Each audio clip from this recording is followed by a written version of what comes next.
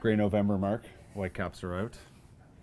What's going to happen next? I mean, it seems pretty clear they need to score some goals. Yeah, that's been clear most of the season. Yeah, they got to go out and find a goal scorer, and they can go one of two ways. They can go spend quite a bit of money and get someone who's got that track record and that a few people have maybe heard of, or they can go the other route and try and find that diamond in the rough again. You look at, the salary table, and the guys at the very top end are all guys that you've heard of. You can throw in Drogba as well as a guy who came late in the season and made a huge difference in Montreal.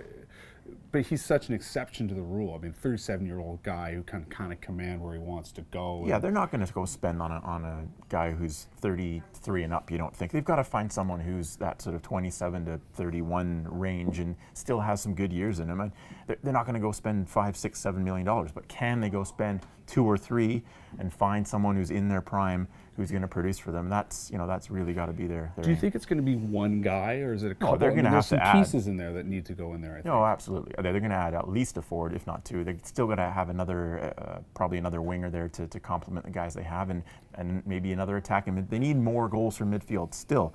They didn't get enough this year. We talked about it last year. Kofi, Tybert, Laba even.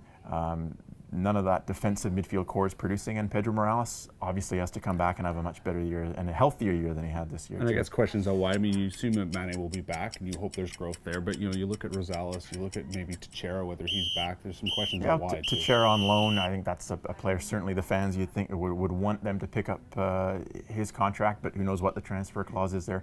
Rosales, Earnshaw, Ka, that experienced old leadership group they had. All on one-year deals, so we'll see, who comes back on that front. But yeah, look, they need more goals. They have a good defensive foundation. We know that. They have a good spine to this team. They have a good young group that's going to have another year together, but they have to go out and find those goals.